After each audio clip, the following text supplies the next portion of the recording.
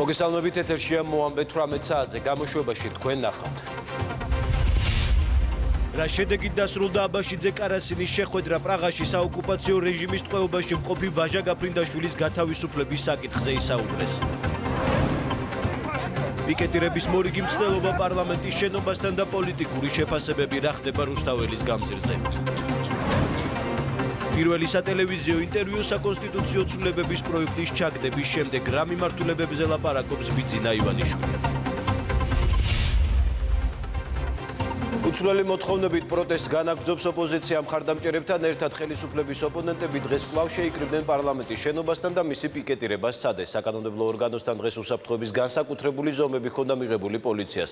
ცოცხალ ძალასთან ერთად პარლამენტის გარშემო მდებარე ქუჩებზე განთავსებული იყო რკინის დამცავი საპოლიციო ჯებირები.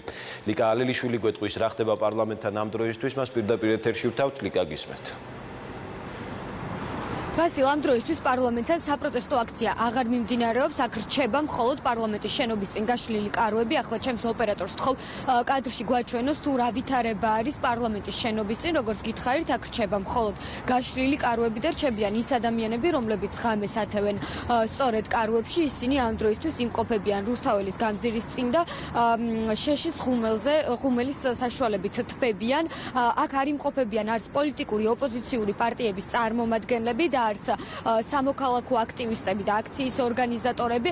ჯერჯერობით უცნობია მათი სამომავლო გეგმაც. ჩვენთვის ცნობილია მხოლოდ ის, რომ დღეს საღამოს 7 საათზე უკვე ტრადიციად ქცეული საპროტესტო აქცია პარლამენტის შენობის წინ აღარ გაიმართება. ამის შესახებ კი ოპოზიციური პოლიტიკური პარტიების წარმომადგენლებმა დღის პირველ ნახევარშივე განაცხადეს ჟურნალისტებთან საუბრისას, თუმცა ისინი ვერ აკონკრეტებენ ხვალ გაიმართება თუ არა მორიგი საპროტესტო აქცია. დღეს მთელი დღის განმავლობაში დღის პირველ ნახევარში ოპოზიციური პოლიტიკური პარტიების წარმომადგენლები და მათი მხარდამჭერები ცდილობდნენ პარლამენტის შენობის პიკეტირებას. მათი გეგმა იყო შემდეგი, რომ საკანონმდებლო ორგანოში არ შეეშვათ დეპუტატები, თუმცა მათი პიკეტირების მცდელობა უშედეგოდ დასრულდა. საკანონმდებლო ორგანოს მიმდებარე ტერიტორია და პარლამენტთან მისასვლელი ყველა ქუჩა ჩაკეტილი ჰქონდათ სამართალდამცველებს. აქ იყო რკინის ჯებირები და სწორედ ამის გავლა ვერ მოახერხეს ნაციონალური მოძრაობის წევრებმა და მათმა მხარდამჭერებმა. როგორც გითხარით, ამ დროისთვის პარლამენტის წინ არის სიმშვიდე, რჩება მხოლოდ გაშლილი კარვები და რჩებიან ის ადამიანები, რომლებიც ღამეებს ათენებენ კარვებში და ელოდებიან პოლიტიკური ოპოზიციური პარტიების წარმომადგენლების გამოჩენას, რომ მათგან მიიღონ მითითებები, რას გააკეთებენ ხვალ.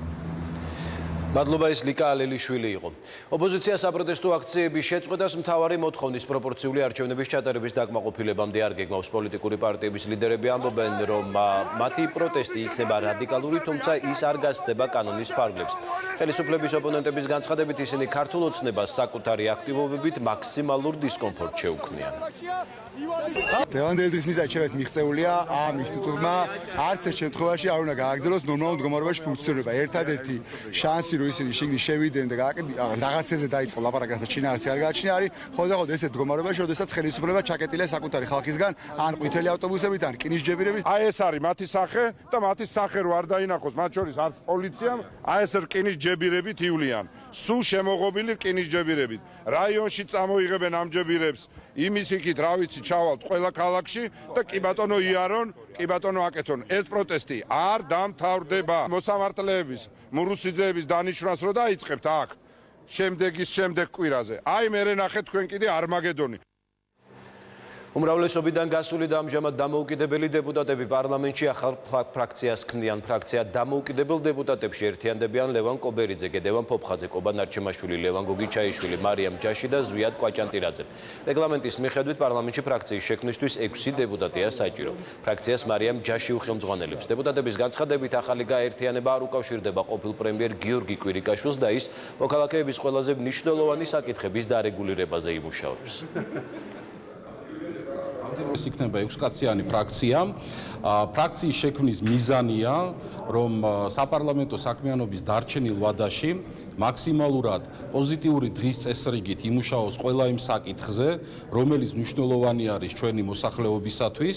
ფრაქცია არ იქნება მიკერძოებული, გადახრილი არც ერთი იმ პოლიტიკური ჯგუფების მხარეს, რომელიც დღეს არსებობენ ან პარლამენტში, ან პარლამენტს გარეთ. ეს ორპოლუსიანობა არის, ჩვენ ვფიქრობ, ჩვენი ქვეყნის ქვეყნისთვის ძალიან დამაზიანებელი, ამიტომ ახალი ფრაქცია, ახალი დღის წესრიგით, ახალი ხედვით და რეალურად შეთავაზებით მოქალაქეებისთვის, რეალურ მომავალზე ორიენტირებული ფრაქცია არის ძალიან მნიშვნელოვანი. ჩვენი ეს გადაწყვეტილება დამოუკიდებელი დეპუტატების ფრაქცია შევექმნა განაპირობებად თუნდაც იმან, რომ რეგლამენტით დამოუკიდებელ დეპუტატებს ძალიან შეზღუდული შესაძლებლობები გვაქვს. ფრაქცია საჭიროა იმ ორგანიზაციული რესურსის გასაზრდელად, რაც აუცილებელია აქტიური საპარლამენტო საქმიანობის წარმოებისათვის. ზოგადად ყველა დამოუკიდებელ დეპუტატთან აპირებთ კონსულტაციების გამართვას. პარლამენტში ფრაქცია ევროპული საქართველოს წევრები კი კომიტეტების ნაწილს ტოვებენ. გადაწყვეტილება მიღებული აქვთ დეპუტატებს ირაკლი აბესაძეს, ლელა ქებურიას, სერგი კაპანაძეს, ელენე ხოშტარიას და ოთარ კახიძეს. ცვლილებების შესახებ ინფორმაცია დღეს პარლამენტის ბიუროს ხდომაზე გახდა ცნობილი. ოთარ კახიძის განცხადებით, საკონსტიტუციო ცვლილებების ჩავარდის შემდეგ ქართული ოცნება ნორმალურ სამუშაო რეჟიმში მუშაობას ვეღარ გააგრძელებს. პარლამენტის ვიცე-სპიკერის გიორგი კახიანის მოსაზრებით კი საპარლამენტო კომიტეტების დატოვების თაობაზე ევროპული საქართველოს გადაწყვეტილება იმ ფულად სანქციებს უკავშირდება, რომელიც კომიტეტების ხდომაზე არ დასწრების შემთხვევაში პარლამენტის წევრებს ეკისრებათ. ასე ვთქვათ, მოგიწოდებთ, რომ არის შემოთავაზება, რომ ევროპულმა საქართველოს მიიღო გადაწყვეტილება, რომ დავტოვოთ საპარლამენტო კომიტეტები, ვინაიდან ჩვენ ვართ აქტიური ბოიკოტის რეჟიმში. ბოიკოტს უცხადებს როგორც პლენარულ ზომებს, ისე კომიტეტებს და რეგლამენტის ფარგლებში ფრაქციის თავმჯდომარეებმა ვიცე-სპიკერმა დავტოვეთ ყველა კომიტეტი. დაანახება დეპუტატებმა თითო კომიტეტი და ეს არის კიდევ ერთი ჟესტი, რომლითაც ჩვენ ამ პროტესტს ვაცხადებთ. სინამდვილეში ისინი ტოვებენ კომიტეტებს, იმ კომიტეტებს ის წევრები, რომლებიც ორ კომიტეტში არიან. ანუ თითო კომიტეტს ტოვებენ, ერთ კომიტეტში მაინც რჩებიან, იმიტომ რომ პარლამენტის წევრს აქვს ვალდებულება, რომ იყოს ერთი კომიტეტის წევრი. თუ რა შეიძლება უკავშირდებოდეს აი ესეთი ცვლილებები, ჩემი აზრით ეს უკავშირდება იმ სანქციებს, რომელიც კომიტეტის ხდომებზე არ დასწრების შემთხვევაში ეხებათ პარლამენტის წევრებს. ნაციონალური მოძრაობის და მესიაი თითოეული განშტოების ყოველი ნაბიჯი არის იმ კრიზისის გამოხატულება, რომელშიც არის დღესაც მოძრაობა ჩავარდნილი, თუნდაც ეს გადაწყვეტილება თანამდებობებთან დაკავშირებით. ისინი არიან კრიზისში, ვერ პოულობენ გამოსავალს ამ კრიზისიდან და ალბათ საბოლოო ჯამში მოუწევთ რაღაცა გადაწყვეტილებების მიღება. რეალურად ხედავთ, რომ არა მხოლოდ მათი ეს დესტრუქციული ქმედებები არის მილევად რეჟიმში, არამედ ზოგადად ნაცმოძრაობა, როგორც პოლიტიკური ძალა არის. პარლამენტთან პარტია ევროპული საქართველოს წევრები დღეს მართველი გუნდის წარმომადგენლებს საკანონმდებლო ორგანოში შესვლის შესაძლებლობას არ აძლევდნენ. დეპუტატებს ისინი შეძახილებითა და სასტვენებით დახვდნენ. მაჟორიტარ დეპუტატ დაჩი ბერაიას, ელენე ხოშტარია, ბექაუდიშარიას კი ნაციონალური მოძრაობის დეპუტატი ნიკა მელია დაუპირისპირდა. საკანონმდებლო ორგანოში შესვლის შესაძლებლობას არ აძლევდნენ ოპოზიციის წევრები, ასევე დეპუტატ ელგუჯა გოცირიძესაც.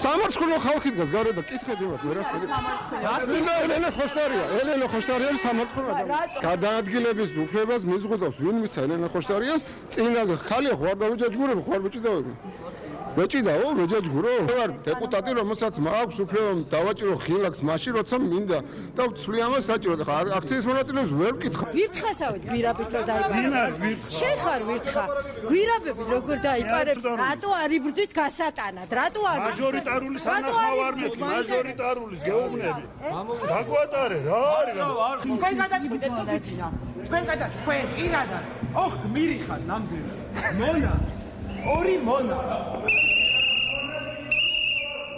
მონა შეგძანდა პარლამენტში პარლამენტთან ადგილი ჰქონდა რამდენიმე ინციდენტსაც ნაციონალური მოძრაობისა და ორგანიზაციის შეცვალეს სირცხვილიას და გაბედეს წარმომადგენლებმა რამდენჯერმე სცადეს პოლიციის კორდონის გარღვევა. ისმოდა შეძახილები. საპატრულო პოლიციის უფროსა და ნაციონალური მოძრაობის ლიდერს შორის მოხდა სიტყვიერი დაპირისპირებაც. ოპოზიციის მხარდაჭერება საკანონმდებლო ორგანოსთან დღეს საქართველოს ჰიმნით შეასრულეს. დეპუტატი ვინც არის შევიდეს პარლამენტში. თანამშრომლები ვაჟა სირაძე. ყველაფერია გარდა პოლიციელისა. ყველას გვინდა კანონიერება ამ ქვეყანაში. სამწუხაროდ თქვენ გიწევთ უკანონო დავალების შესრულება, თუმცა ერთად შევასრულოთ საქართველოს ჰიმნი. ჩემი ხატია სამშობლო, სახატე მთელი ქვეყანა,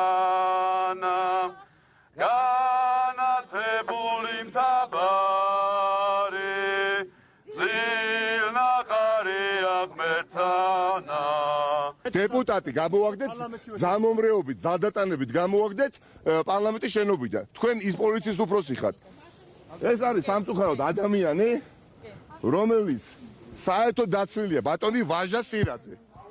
ყველაფერია გარდა პოლიციელისა. ამ სირაძეს გონია რომ დაკავებებით და დაჭერებით ვინმე შეაშინებს. არა შეზღუდვა დეპუტატებზე და არც ჟურნალისტებზე თავისუფლად შეუძლიათ გადაადგილება პარლამენტის მიმდებარე ტერიტორიაზე და პარლამენტში. რაც შეეხება პირთა კატეგორიას, რომლებიც ფაჯაროდაც აცხადებენ და ეხლაც ცდილობენ რომ მოახდინონ პარლამენტის შესასვლელების ბლოკირება, შესაბამისად იმ პირებს შეზღუდული აქვს პარლამენტის შესასვლელთან მოსვლა და პოლიცია უზრუნველყოფს საკანონმდებლო ორგანოს შვიდითარებაში ფუნქციონირებას. ეს შეზღუდვები გაგრძელდება მანამ, სანამ აღნიშნული პირები გააგრძელებენ იმის ცდილობას, რომ მოახდინონ შესასვლელების ბლოკირება. მიმდინარე მოვლენებში ქართული ოცნების ბრალეულობაზე ლაპარაკობენ პარლამენტის დამოუკიდებელი დეპუტატები. ლევან გოგიჩაიშვილის თქმით, მმართველობის მე-7 წელს ქართული ოცნება ნაციონალურ მოძრაობას პოლიციის კორდონის მიღმა ემალება.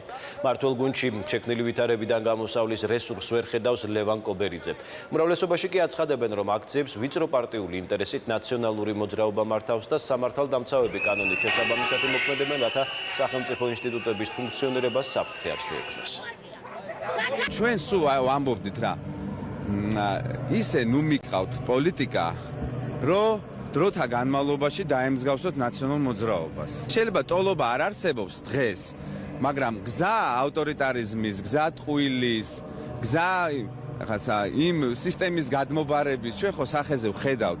იმისათვის რომ ეს ვითარება განიმუხტოს, მე მგონი ამის რესურსი რეალურად ხელისუფლებას დღეს აღარ აქვს დარჩენილი, არც მორალური, არც ლეგიტიმური და ამიტომ მას მოუწევს ამ დისკომფორტის მოსმენა და ნახვა თითქმის ყოველდღიურ რეჟიმში. მე ესე მგონია. ქვეყანა სახელმწიფო უნდა იყოს ლოიალური თავის მოქალაქეების მიმართ და არც საპროტესტო აქცია არ არის ახალი ევროპული დემოკრატიებისათვის, მაგრამ ფაქტია, რომ იმ ადამიანთან ერთად გვერდზე დგომა, რომლებიც ავტორები არიან იმ კასრების ჩანაწერების, რომელიც აღმოაჩინეთ ხელისუფლებაში მოსვლის დროს, არის ძალიან უხერხული განსაკუთრებით ახალგაზრდებისაგან. ჩვენ ვხედავთ გარეთ კამარას გაცვეთილ მეთოდებს, ამ მეთოდებით რაღაცა შტურმის მცდელობას და ასე შემდეგ, რაც არის აღკვეთილი, მესმის რომ ეს რაღაცას არ მოსწონს, მაგრამ ეს არის ჩვენი არა უფლება, არამედ ვალდებულება. საუბარი შეიძლება ნებისმიერ თემაზე, მაგრამ ეს შეიძლება მას შემდეგ,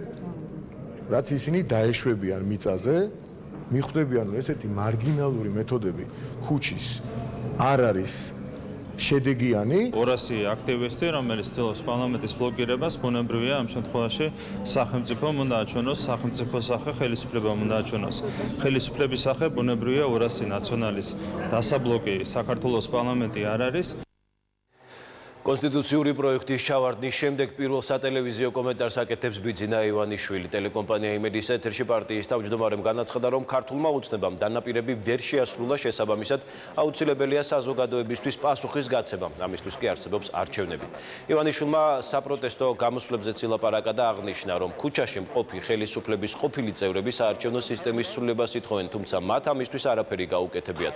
მმართველი პარტიის ლიდერის თქმით, ქართულ ოცნებას აქვს რესურსი, რომ 2020 წლის არჩევნებზე პროპორციული სიით 50%-ზე მეტი მხარდაჭერა მიიღოს.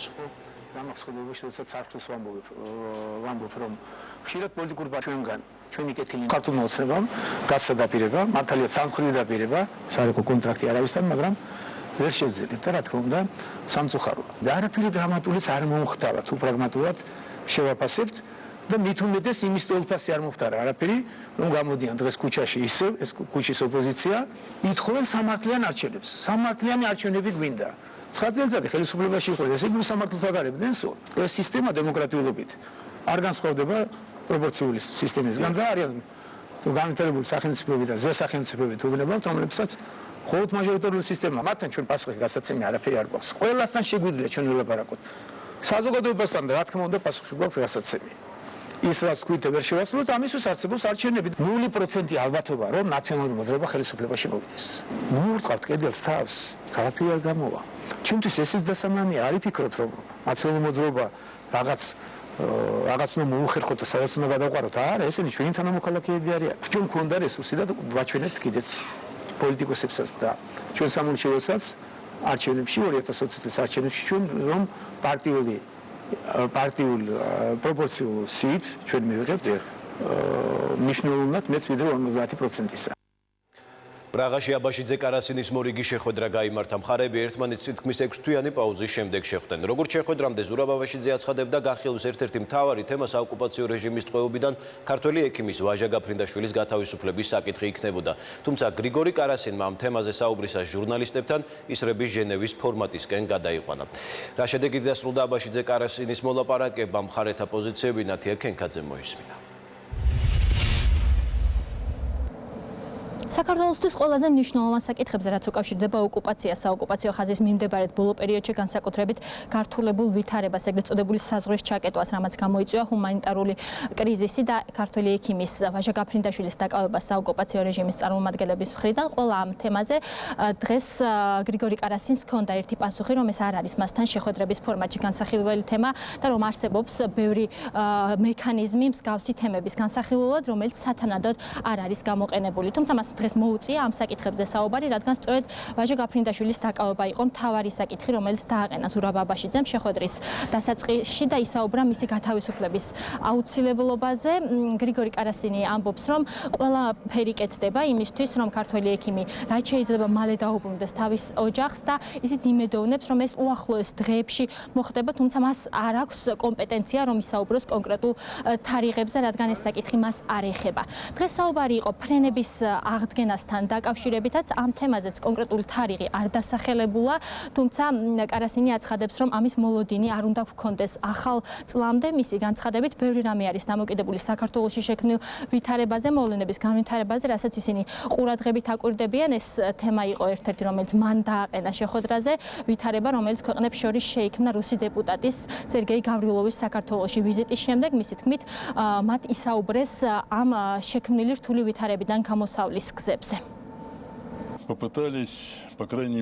ჩვენ შევეცადეთ ჩვენი ფორმატის დონეზე განგვეხილა გამოსავლის გზები იმ უსიამოვნო სიტუაციიდან, რომელიც შეიქმნა ემოციური ხალხის გამოსვლებით თბილისში ივნისსა და ივლისში. ამისთვის საჭიროა დაფიქრებული გადაწყვეტილებები, მეტი საუბარი პოზიტივზე. საერთო პრინციპებია რუსეთსა და საქართველოს ურთიერთობას მივუდგეთ უფრო კონსტრუქციულად და პოზიტიურად. აღმოვაჩინოთ მასში არა აუცილებლად ნეგატივი, არამედ ვიპოვოთ ისეთი თემები და საკითხები, რომელიც მოგცემს წინსვლის საშუალებას. მაგალითად, ჰუმანიტარული კონტაქტები, ვაჭრობა, სხვათა შორის ჩვენ დღეს რეალურ საქმეებზე ვისაუბრეთ. მაგალითად, ლარში მოდერნიზდება გამშვები პუნქტი, რომელიც 2021 წლის ნოემბერში ამოქმედდება და 2560 სატრანსპორტო საშუალებას გაატარებს დღეღამეში. ეს საკმაოდ მნიშვნელოვანი რაოდენობაა, თუ ჩვენ ამას მივახცევთ, მაშინ ეს საგზაო არტერია ძალიან ფუნქციონალური იქნება. ვისაუბრეთ სირთულეებზე, საუბრის დასაწყისში აბაშიძემ წამოჭრა ექიმ გაფრინდაშვილის საკითხი. ჩვენ თავისთავად საქმის კურსში ვიყავით, გქონდა კავშირი, კონტაქტი როგორც ქართულ, ასევე ოსურ მხარესთან სხვადასხვა დონეზე. იმედი გვაქვს, ეს პრობლემა უახლოეს პერიოდში გადაიჭრება, მაგრამ ამავდროულად ჩვენი მხრიდან გაჟღერდა აზრი იმის თაობაზე, რომ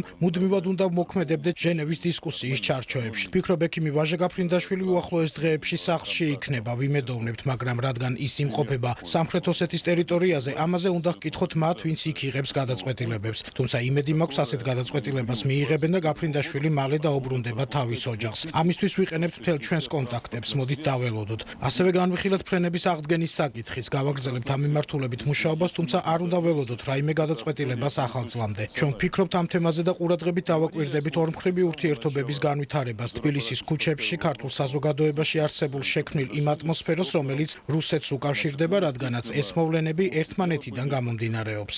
ხაზი გაუსვია რთულ ვითარებას, რომელიც შექმნილია ატონი ვაჟა გაფრინდაშვილის დაკავების გამო. ვისაუბრე მაქსიმალურად აქცენტირებულად იმ კონტექსტში, რომ ეს ქმნის ძალიან რთულ ჰუმანიტარულ ვითარებას, არა მარტო აი ამ საოკუპაციო ხაზთან, არამედ მთლიანად ქვეყანაში და საფრთხეს უქმნის ზოგადად რეგიონულ საფრთხეობას, იმიტომ რომ ასეთი ინციდენტები ქმნიან ძალიან ცუდ პრეცედენტებს. მისი ხედვითაც მართლაც დრამატული მოვლენაა, თავისი ასე ვთქვათ რაღაც ემოციები, პირადი დამოკიდებულება დააფიქსირა და გამოთქვა მოკლედ რომ ვთქვათ მოლოდინი და იმედი, რომ ეს უახლოეს უმოკლეს ვადაში მოგვარდება და უმოკლეს ვადაში მოხდება მისი განთავისუფლება. ეს იყო ამ ფორმატის რიგით 23-მე შეხვედრა, როგორც ცნობილია 2012 წლიდან მოქმედებს ეს ფორმატი. მხარეები ბოლოს შეიკრიბნენ მიმდინარე წლის ივნისის დასაწყისში, შესაბამისად ამ საკმაოდ დიდი პაუზის ფონზე ბევრი თემა იყო განსახილველი, რომელიც უშუალოდ ამ ფორმატს უკავშირდება სავაჭრო, ეკონომიკური და ტურისტული მიმართულებით. ეს იყო პირველი შეხვედრა, რომელშიც გრიგორი კარასინი მონაწილეობდა ფედერაციის საბჭოს წევრის სტატუსით, რადგან როგორც ცნობილია, აგვისტოდან ის აღარ იკავებს რუსეთის საგარეო საქმეთა მინისტრის მოადგილის პოსტს. ეს ნათია ქენქაძე იყო. ლარის გაცვლითი კურსი, ინფლაცია და 2020 წლის ბიუჯეტი ეს იმ საკითხების ნაწილია, რაზეც ფინანსთა მინისტრის დეპუტატებმა შეკითხვებით მიმართეს. ივანე მაჭავარიანმა პარლამენტის მინისტრის საათის ფორმატში ანგარიში წარუდგინა ოპოზიციის ბოიკოტის ფონზე სხდომა საპარლამენტო უმრავლესობის წევრები და დამოუკიდებელი დეპუტატები ესწრებიან. მოსმენის დეტალებს სანდრო ჯუფალაკიანი გვეტყვის პარლამენტიდან მას პირდაპირ ეთერში ვთავთ. სანდრო გისმენთ. დიახ, ივანე მაჭავარიანმა დღევანდელ სხდომაზე მიმოიხილა ქვეყნის ფისკალური პოლიტიკა, ისაუბრა ბიუჯეტის მაჩვენებლებზეც, მათ შორის შესრულების კუთხით, მისივე განცხადებით ბიუჯეტის ღიაობის მიმართულებით საქართველოს მსოფლიოში ერთ-ერთი მოწინავე ქვეყანაა, რაც შეეხება შეკითხვებს, დეპუტატებს ძირითადად აინტერესებდათ მინისტრის პოზიცია მიმდინარე და აქტუალურ ეკონომიკურ თემებზე, მათ შორის ინფლაციაზე, ვალუტის კურსზე, ასევე საბანკო რეგულაციების გადახედვის მიმართულებით, ასევე საუბარი შეეხო ბიძინა ივანიშვილის ინტერვიუს იმ ნაწილს, სადაც მმართველი გუნდის, მმართველი პარტიის თავმჯდომარე საუბრობდა უცხოეთში საქართველოს მოქალაქეების დასაქმებაზე, ასევე სხდომაზე საუბარი შეეხო საგადასახადო თაღლითობის სქემას და ფინანსთა მინისტრის განცხადებით ამ სქემაში საკმაოდ ბევრი სახელმწიფო უწყებების ყოფილი თანამშრომელი მონაწილეობდა.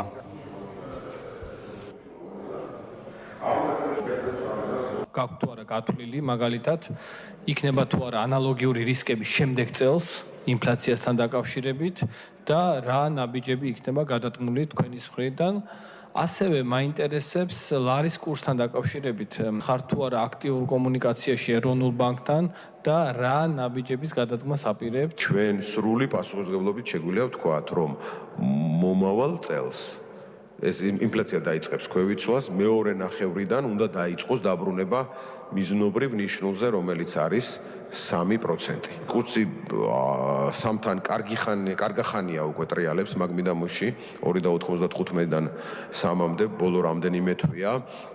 და კიდევ ვიმეორებთ, რომ არის ყველა ესე ვთქვათ წინაპირობა და ყველა მოცემულობა, რომ უნდა დაიწყოს ქვემოსვლა. იმ რეფორმებმა, რაც მოხდა, გამოიწვია დედოლარიზაციის ნაცვლად დელარიზაცია, იმიტომ რომ დეპოზიტები ამ კურსის გამო რაც ლარში იყო, ისიც დოლარში გავადავიდა, სესხები გაიცემა ლარში და საკმაოდ დიდი დაწოლა არის ლართან მიმართებით. ბატონო კობა გვენეწადებ გითხრა, რომ აპირებდა რეგულაციებთან დაკავშირებით გარკვეული ცვლილებების განხორციელებას, თუმცა ამ ეტაპზე კონკრეტიკა არ ვიცით და როგორც ბატონმა დავითმა ახსენა, ძალიან კარგი იქნება თუ ჩვენს ჩავერთვებით ამ საკითხში, იმიტომ რომ მოსახლეობის ძალიან დიდ ნაწილს აწუხებს ეს და განსაკუთრებით ლარის კურსთან დაკავშირებული პრობლემები. ბევრი კითხულობს, რომ ეს 200,000 ლარიანი ჩამოწევა. ერთის მხრივ კი ეს ჩამოწევა შეიძლება მოკლე ვადაში ცოტა უფრო დაასტიმულიროს დოლარის მიწოდება ბაზარზე. შემოსავლის დადასტურების ნაწილში და ეს ვთქვათ პასუხისმგებლიანი დაკრედიტების ნაწილში იქ შეიძლება შემდგომ შემსუბუქებებზე ვიფიქროთ სხვა ტიპის საკითხებზე, თუმცა ჩემი მოსაზრებაა, მე ლარიზაციას არ შევწირავდი ამ თემას. დღგ-ის ნაწილში ყალბი აქტივის შექმნა, ის 100 მილიონის თემა, რომელზეც გამოძიება მიმდინარეობს, მაგრამ მას შემდეგ რაღაც აქტიური ინფორმაცია ყოველ შემთხვევაში არაფერი მიგვიღია საზოგადოებას, არც პარლამენტს და გვაინტერესებს, როგორ მიდის რა მოცემულობა 102 ადამიანის მიმართ, პირის მიმართ არის აღძრული სისხლის სამართლის საქმე. აქედან პატიმრობაში იმყოფება 62 ადამიანი. ძალიან მცდარად არის წარმოჩენილი აზრი იმის შესახებ, რომ ეს არის ბიზნესმენები არიან დაკავებულები და საერთოდ არიან სახელმწიფო მოხელეები. ეს არის საკმაოდ მცდარი აზრი. მე მინდა გითხრათ, რომ ძალიან ძნელია ამ 62 ადამიანისთვის ბიზნესმენის დაარქმევა. საკმაოდ ბევრი მათგანი არიან ყოფილი თანამშრომლები სხვადასხვა უწყებებში, მომუშავე სახელმწიფო უწყებებში, მათ შორის შემოსავლების სამსახურში, მათ შორის საგამოძიებო სამსახურში და მეცაც გეტყვით, მათ შორის პროკურატურაშიც. 13 დეკემბერს ფინანსთა მინისტრს პარლამენტში კიდევ ერთხელ ელოდებიან. ივანე მაჭავარიანი წარადგენს 2020 წლის ბიუჯეტის უკვე საბოლოო ვერსიას. მადლობა პარლამენტიდან სანდრო ჯუფალაკიანი გვერდებოდა პირდაპირ ეთერში. დაახლოებით 6 საათს გაგრძელდა იუსტიციის უმაღლეს საბჭოში გასაუბრების პროცესი უზენაესი სასამართლოს მოსამართლეობის კანდიდატთან ვასილ როინიშვილთან. როინიშვილი უზენაესი სასამართლოს მოქმედი მოსამართლეა, თუმცა მას უფლებამოსილების ვადა დეკემბერში ეწურება, სწორედ ამიტომ სამჯობ მის შესაძლებლად კონკურსი გამოაცხადა. კანდიდატის მისამართით შეკითხვები დაისვა როგორც მის კომპეტენციაზე, გამოცდილებაზე, ასევე მედიაში მასზე გავრცელებულ ინფორმაციაზე. საუბარი შეეხო კონკურსში მონაწილე სხვა კანდიდატებსაც, კერძოდ ლევან თევზაძეს და საბჭოში მის ნათესაურ კავშირებს. რამდენჯერმე დასახელდა მიხეილ ჩინჩალაძეს გვარიც. საბჭოში უზენაესი სასამართლოს მოსამართლეობის კანდიდატებთან გასაუბრების ეტაპი დასრულდა. შეფასებისა და კენჭისყრის პროცესის შემდეგ საბჭო საკანონმდებლო ორგანოს დასამტკიცებლად ერთ კანდიდატს გადაუგზავნის. ხმაური იყო ქალაქ გორში დაპირისპირება ალეკო ელისაშვილის შეხვედრაზე მოხდა. სამოქალაქო მოძრაობის ლიდერმა დეპუტატ იოსებ მაკრახიძის საქმიანობაზე ილაპარაკა. ელისაშვილს მაჟორიტარი დეპუტატის მომხრეები დაუპირისპირდნენ. დაძაბულობა ფიზიკურ დაპირისპირებაში რამდენჯერმე გადაიზარდა. სიტუაცია პოლიციის თანამშრომლობა განმუხტეს. ელისაშვილის განცხადებით ადგილობრივმა ხელისუფლებამ პროვოკაციის მოსაწყობად მერიაში დასაქმებული მხარდამჭერები და პარტიული აქტივისტები გამოიყენა. ვინ ასაცილდება? ფინანსებელი იყო თქო მაკრახიძე გაჩვენე დოკუმენტებს არ ცხენია ნაციონალური. საქმიანობის 2 წელი შეაჯამა კახა კალაძემ. თბილისის მერმა ყურადღება გაამახვილა განხორციელებულ ინფრასტრუქტურულ პროექტებსა და სატრანსპორტო პოლიტიკაზე. მერმა ასევე ისაუბრა კონკრეტულ გეგმებზე, რომელიც მომავალი წლის ბიუჯეტითაა გათვალისწინებული. კახა კალაძემ ანგარიშის საკანონმდებლო და აღმასრულებელი ხელისუფლების წარმომადგენლებს, თბილისის საკრებულოსა და საზოგადოების წევრებს არუდგინა. არასამთავრობო ორგანიზაცია ადვოკატები დემოკრატიისთვის პრემიერს, იუსტიციის მინისტრსა და პროკურატურას მიმართავენ დაინტერესდნენ სასჯელახსოვლების დაწესებულებაში მყოფი ბრალდებულთა და მშავრდებულთა კვებისთვის ჩატარებული ტენდერის მასალებით. როგორც ორგანიზაციის წევრი ადვოკატი შალვა ხაჭაპურიძე აცხადებს, მასალების შესწავლის შემდეგ გამოიკვეთა კორუფციული გარიგებისა და დანაშაულებრივი ქმედების ნიშნები. არასამთავრობო ორგანიზაციას მიაჩნია, რომ გამარჯვებულმა კომპანიამ დაარღვია სატენდერო პირობა, რასაც უნდა მოჰყოლოდა დისკვალიფიკაცია არაკეთილსინდისიერი ქმედებისა და სატენდერო პირობების დარღვევების გამო. ადვოკატი ამბობს, რომ კანონდარღვევის შესახებ დაუყოვნებლივ ეცნობა იუსტიციის სამინისტროს, სახელმწიფო შესყიდვების სააგენტოსა და სახელმწიფო უსაფრთხოების სამსახურს. სახეზეა აშკარა სახელმწიფო ფულის თაღლითურად და იმავდროულად კორუფციულად მითვისების ფაქტი. კერძოდ, 1 კილოგრამის პრედის ღირებულება გახლავთ 1 კილოგრამი კარაქის ღირებულების მესამედი. შედეგად შემსყიდველი პენიტენციური სამსახური, ანუ იგივე იუსტიციის სამსახური, თავად უბიძგებს მომსახურე კომპანიას შეპესეილი ჯგუფს გამოიყენოს დაბალი ღირებულების ხარისხის პროდუქტი, ხოლო საზოგადოებას დაარწმუნებს, რომ პატიმრების კვებისათვის გამოიყენა კარაქი. გამოშვების ბოლოს ერთი საქველმოქმედო განცხადება საზოგადოების დახმარება 31 წლის მარიკა მაკარიძეს სჭირდება. ექიმებმა მას უმძიმესი დიაგნოზი ლეიკემია და ზურგის ტვინის ავთვისებიანი სიმსივნე დაუდგინეს. ახალგაზრდა ქალის ოჯახმა, მეგობრებმა და ახლობლებმა პირველ ეტაპზე მოახერხეს თანხის შეგროვება და ის სამკურნალოდ თურქეთის კლინიკაში გადაიყვანეს, თუმცა ერთთვიანი კურსი 19,000 ამერიკული დოლარი ჯდება. რისი რესურსიც მათ უკვე აღარ აქვთ. 31 წლის მარიკა მაკარიძის დახმარების მსურველებს თანხის ჩარიცხვა ეკრანზე მითითებულ ანგარიშის ნომრებზე შეუძლიათ.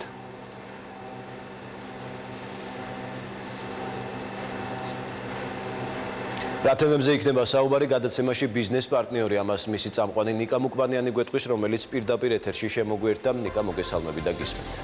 ვასილ, გამარჯობა. ბიზნეს პარტნიორის მთავარი თემა ერთ-ერთი დღეს ლარის კურსი და ინფლაციის გაზრდილი მაჩვენებელია. ვეცდებით გავარკვიოთ, რა განაპირობებს ეროვნული ვალუტის ცვალებადობას და რამდენად გამართლებულია ეროვნული ბანკის პოლიტიკა. გადაცემის მეორე ნაწილში კი რუსთაველის სამეცნიერო ფონდის პროგრამაზე ვისაუბრებთ, რომელიც მიზნად ისახავს კერძო და აკადემიური სექტორის თანამშრომლობას და გავიგებთ, რა პოტენციალი აქვს საქართველოში სამეცნიერო კვლევების კომერციალიზაციას. წინ კიდევ ბევრი საინტერესო თემა გეოლდებათ, ასე რომ უკვე ტრადიციულად რჩებით საქართველოს პირველ არხზე და უყურებთ ბიზნეს პარტნიორს. ველოდებით ბიზნეს პარტნიორს მომბეთ 18 საათზე კი დღეს ამით დასრულებული ახალი ამბების სუფდო თარგმანს ლეკე ჯაფუშვილი უძღვებოდა. ყველა სიახლეს მცლად და 7 ენაზე გაიცანით ერთი ტივიჯიზე. გმადლობთ რომ გიყურებთ.